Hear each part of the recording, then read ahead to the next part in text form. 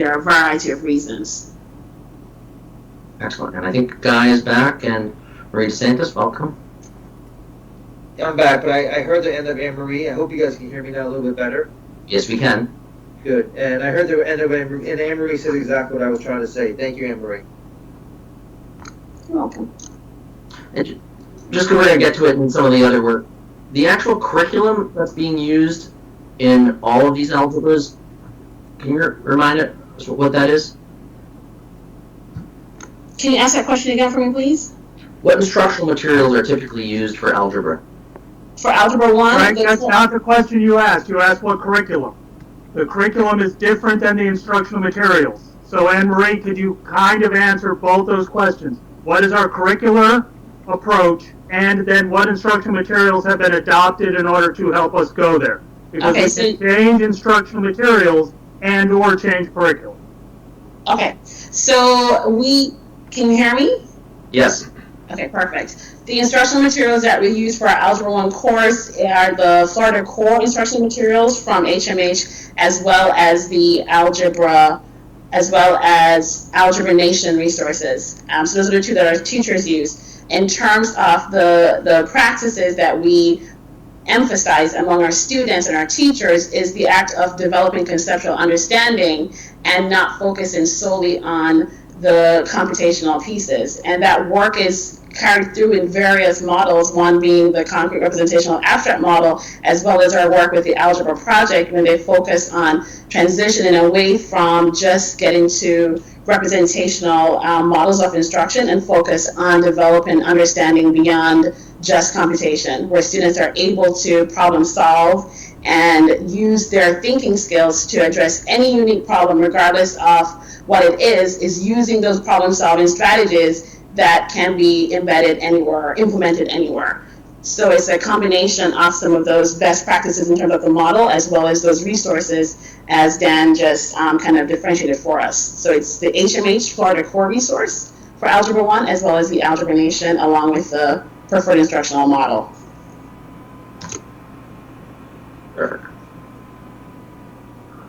Okay, so I'm going to scroll down and to the Algebra Project, Young People Project, ETS, and Territorium in one sec, but I do want to acknowledge Marie DeSantis, who's joined us, and this is one of the, Marie, are you there? I am, I'm here. And this is something, this is a fact that we've used in prior work in Broward, but just sort of make sure that that you're aligned with it. Because we talked a little about this 2 weeks ago, is that one of the initial drivers that Dan Gold brought to this whole work is the challenges that many kids have graduating from Broward, passing the state test, passing the courses, and then still really struggling with the AccuPlacer test when they arrive at Broward College, and then having negative outcomes at that point, which is not to blame the test or Broward, but more to acknowledge that perhaps those kids weren't as prepared as they had hoped they'd be. But is there something you want to say about that before we keep drilling into these updates? No, I mean, I think that there's probably a dozen reasons why, right? Anything from as, basal as they passed an algebra EOC back in 9th grade. Many school days had passed since that time. They take an AccuPlacer, maybe 4 or 5 years later. It's a different test, tests different things, perhaps, right? So, again, no fault of Broward County Public Schools, no fault of AccuPlacer, no fault of Broward College. There's just all kinds of places where things can go awry. As a former math teacher, I am squarely in line with the district's thinking that algebra is a huge differentiator. It starts, I think, way back in 2nd or 3rd grade with multiplication skills, as somebody talked about the last time that we were on this call. But certainly happy to partner with Richie and the research team over at Broward County Public Schools to kind of uncover the different dimensions of students that are taking the AccuPlacer or the PERT, and how they are performing as compared to how they performed on their algebra EOC, to see what it tells us. Excellent. And Richie, as you joined, Richie, we looked at the graphs that you shared from last time, talked a little bit about them before you joined. So thank you for those. So, Dan Gold, jump in at any point if you want. Otherwise, we're going to go to Algebra Project and just get an update on what's happening in this beginning of the school year for Algebra Project, YPP, ETS, and Territorium. Keep going. Who can speak to that? This is Michael Nettles. And Joan Wynn, I think, is on from Flame, and Guillermo Elizondo from Territorium, and Daryl Lane from Territorium. I think no one else is on from the Algebra Project or YPP. It's actually Ben Moynihan is waiting trying to to get get in. in the meeting. Ben is trying to get in. Yeah. Ben, is Ben in yet? He's waiting for someone to let him in the meeting. I don't see him on the lobby.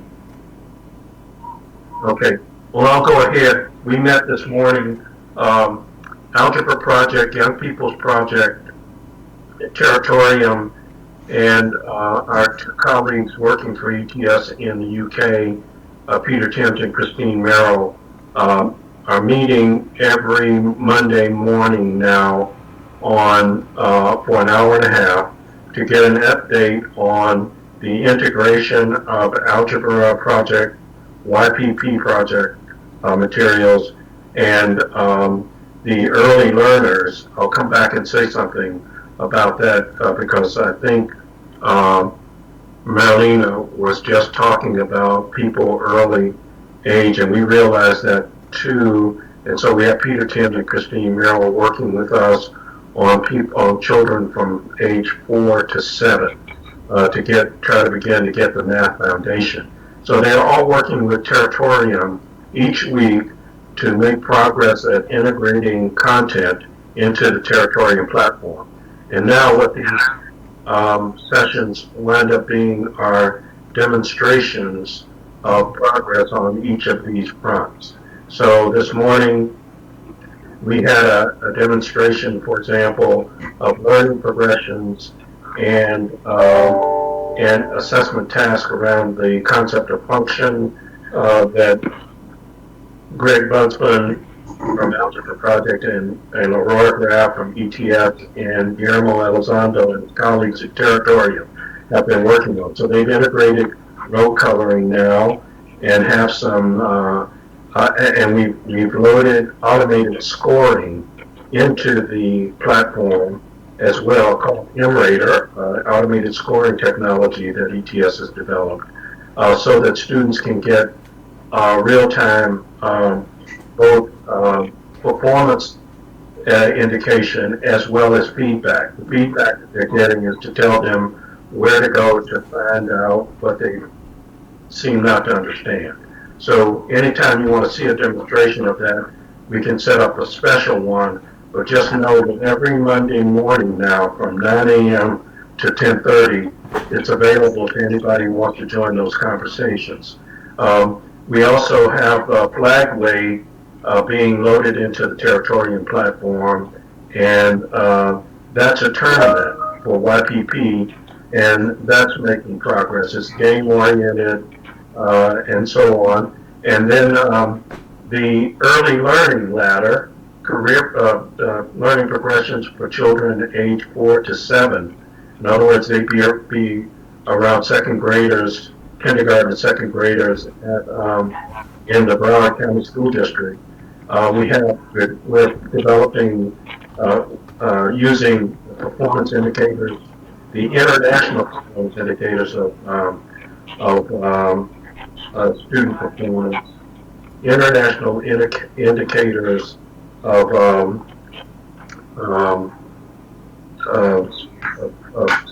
performance in mathematics. Those are being integrated into the Territorium platform as well.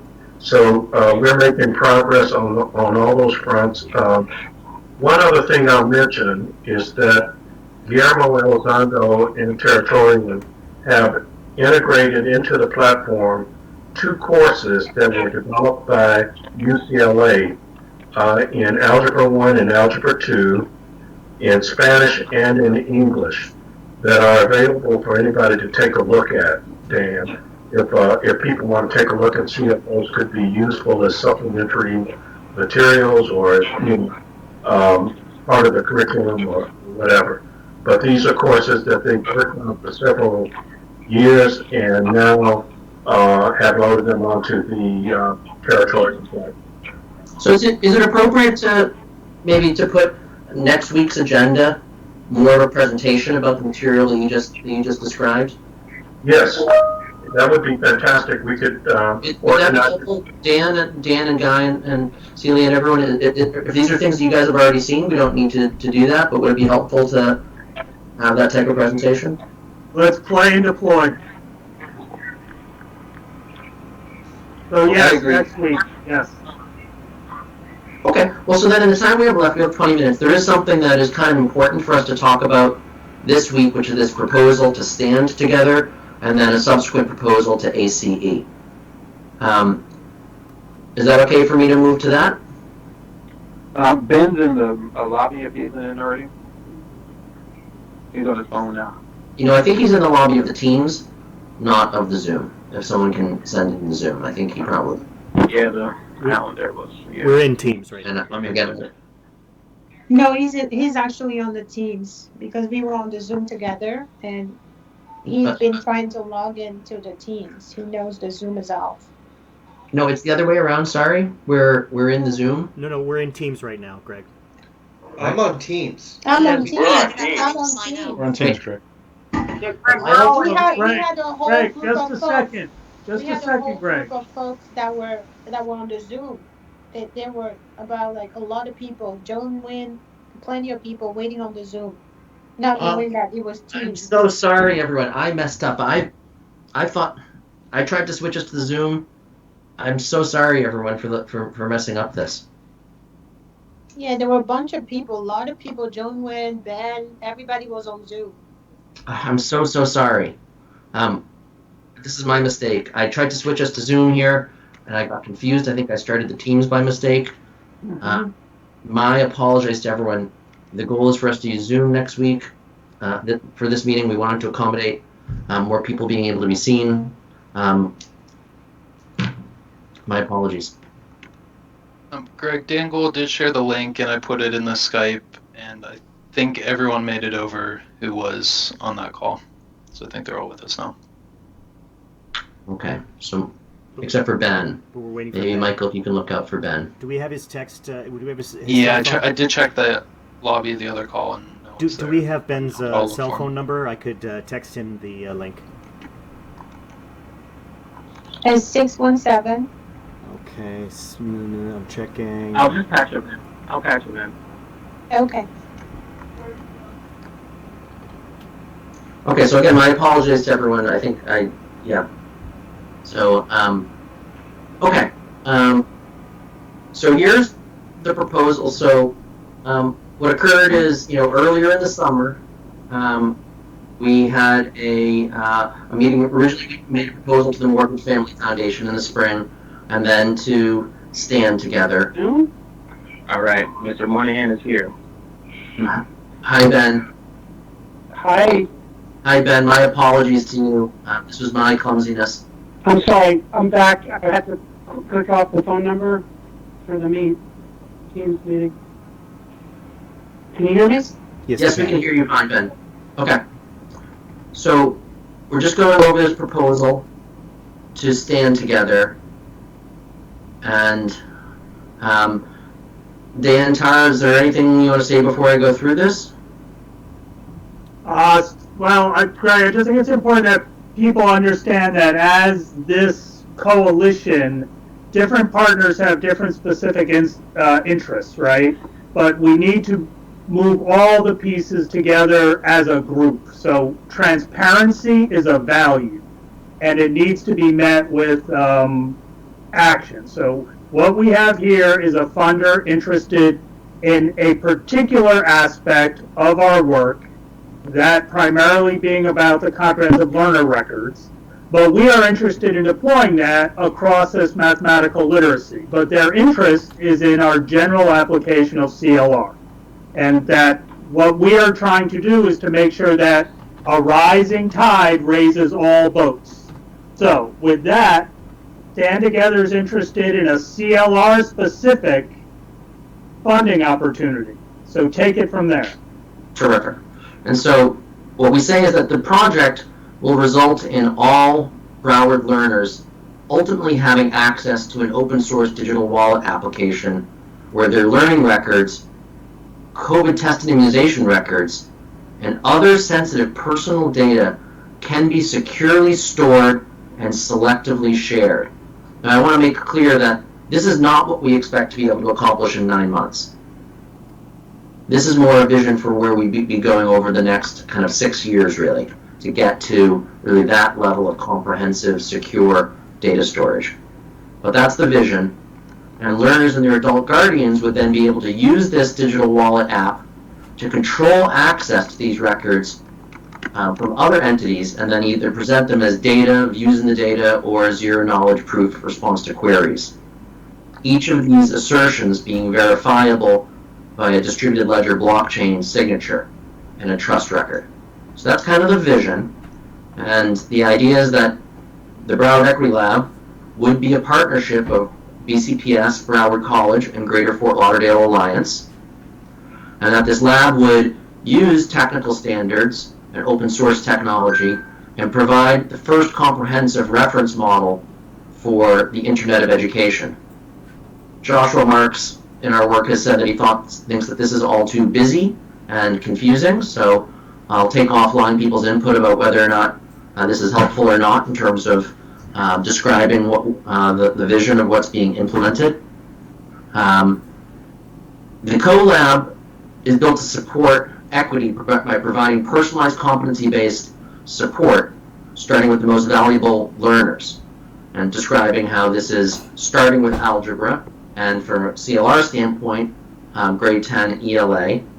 So PCG would then be managing this part of the program, working with ETS, Algebra Project, Young People Project, Saga, SCORE, Faulkner, Instructure, Microsoft, and any other partners who want to express themselves. We'd be working with the wallet, the open wallet architecture under development by MIT, with the super skills user experience that Learning Economy Foundation is developing for LEGO. And we would continue to work with the Harvard Center for Education Policy and Research, Tom Kane and John Fullerton, who attended some of these earlier meetings. So that's the summary. And then it gives some background, and again, I'll send this link out so everyone can look at it. And we have these videos that express kind of the earlier parts of the work, describe some of the other collabs and network in this network of networks, and then talks about the specific project, describing it as a GPS for learning, and then stating the specific scope. The scope being 3 technology components: an achievement assertion tool, an achievement service, and a learner wallet. And so this would enable learning pathways to personalize the next steps for each learner. And this picture that I think people have seen before has been updated by Joshua. Joshua, do you want to take over narrating now changes to the architecture and then the specific project approach being proposed? Well, the main change is the insertion of that achievement service as the intermediary between all systems and users and the achievement in the CLR service.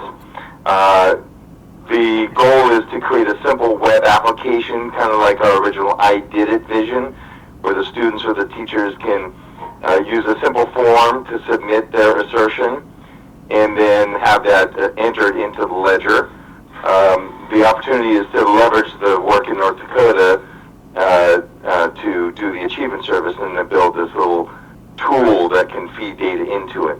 And then that tool will be encapsulated as an LTI tool that will run within Canvas. That way it will be an entirely inside Canvas kind of experience but it can be also an outside of campus experience as well, and through the exact same application. So that's the general goal for the change. Instead of creating a bunch of different middleware that talk to each system, we're creating a single point of entry of that data, which simplifies things. So I see Anthony on here from Faulkner. Just want to make clear that it's not the intention to not work with the gradebook, and this prototypical data structure that would come out of the assertion tool would also be a standard CLR record, and so records coming from the gradebook would also be able to go into the Broward Achievement Service and CLR data store.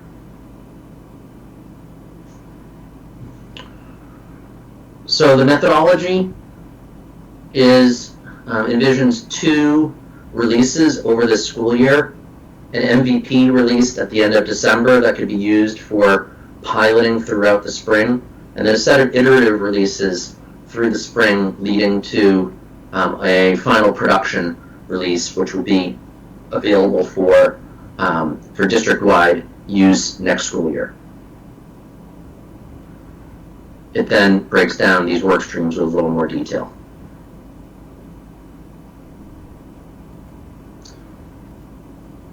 And it ends with a budget using PCG's typical estimation techniques. And again, where the goal is to be completely transparent and inclusive. And so this is our first cut at this proposal of what the work would be needed to do. But we wanted to really share it with this community. And I'm going to put the link now in the chat so that everyone can get access to it. And encourage people to make whatever comments or edits they want. And also to either in the comments or contact directly to Dan or myself if you would like to be included in this proposal in a more substantive way. Then we are definitely open to all partners playing more of a role. So let me just open it up now to anyone who, well, first to Dan Cole and to Marie, and then after to anyone else. So Dan and Marie, do you want to start with any thoughts or comments?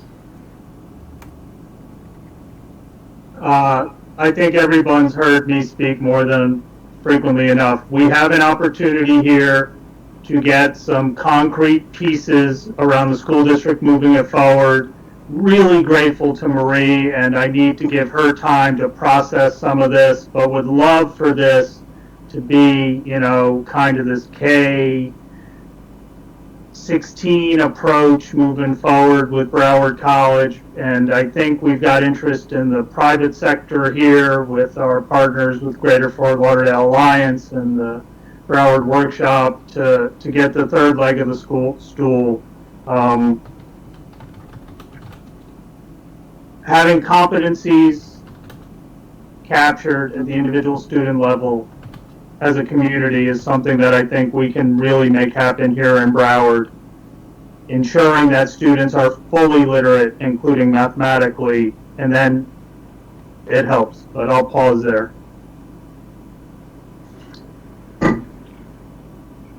Marie, not to put you on the spot, do you want to just say that you'll look at it, or is there anything you'd like to say right away?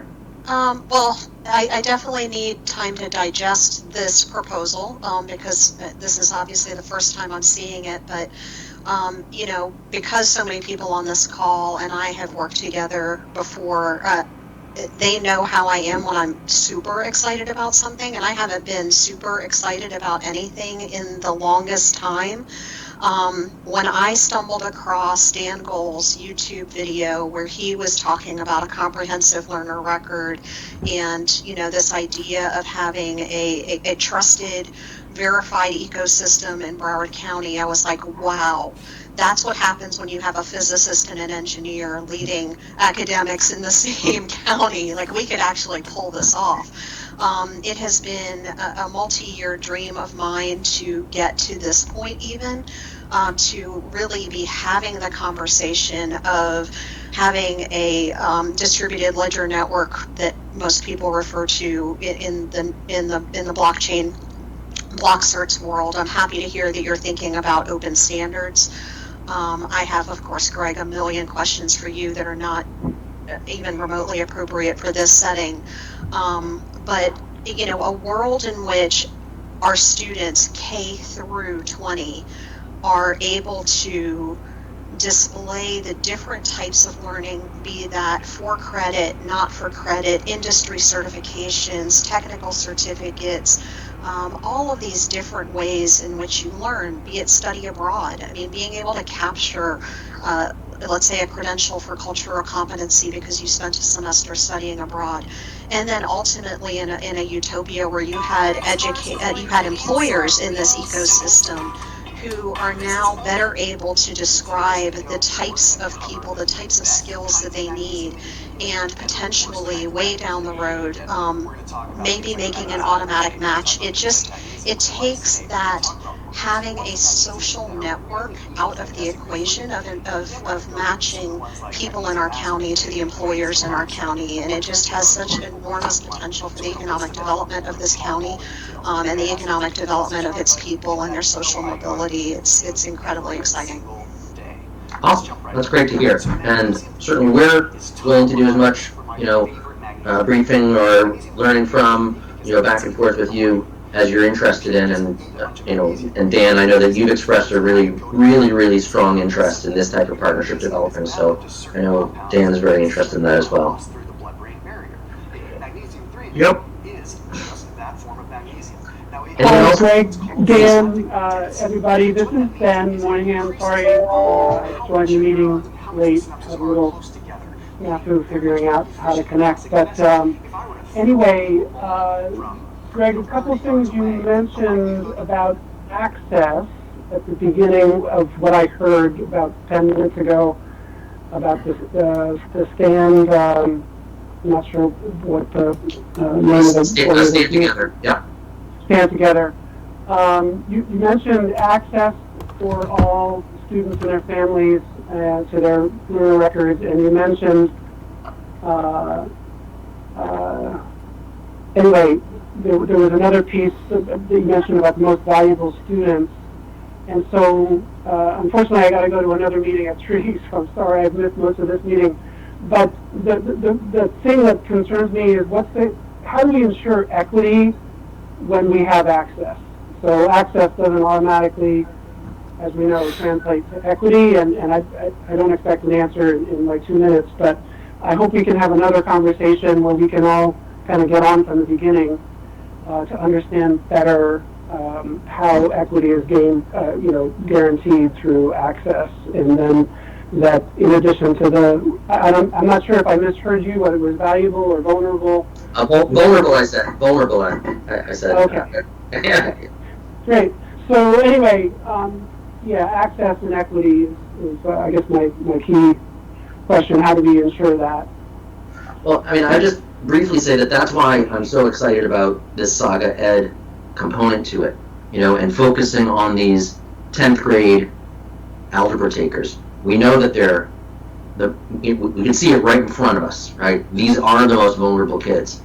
And if we can build this program around the needs of the most vulnerable kids with universal design, that all kids benefit from it, that's how I think we bridge equity and access. Yeah, I guess I was thinking at the fundamental level of access to the CLR itself. Yeah, so we're gonna. I mean, it's gonna be a longer conversation. Yeah, and the idea that it's ubiquitous for everyone is our goal to get to it. So let me because we're gonna end in 2 minutes. And first of all, apologize once again that I tried to make this meeting better by shifting us to Zoom, and then I screwed up and started the Teams. I think that Zoom will be better for a group of this large. People, send me your comments if you want differently. We'll be back next week in the Zoom. We'll have had the contact with Stand Together. We'll then get more of a presentation from ETS and Young People Project and Algebra Project and Territorium about the work that you described earlier. And then I think the week after that, I was talking with Sophia about getting more of a presentation on the courageous conversations around race and the work that's being done in Broward there. So any final words from anyone? Yes, Greg, this is Maria Levitt, and since many of us were in the other room for like 15 20 minutes and both Michael and Joni have their hands up. Can we stay on just for another few minutes so we can hear from them before we go? Because they've had their hands raised for a while. And yes, and I'm going to need some help on facilitating. But so I know it's hard. So rather than just leave it there, I think it'd be nice to hear what Thank you. they have to say. Yeah, I recognize that time is short. This is Michael. I just want to say that it's great that Marilena DeSantos is on this call, because one of the things that would give some more force to the comprehensive learner records, if somehow the Broward College also adopted that approach, and the students would actually have their products to feed into that system automatically, so that you would think of these as being coordinated. It would be almost like a continuing transcript, but it would be the continuing comprehensive learner record.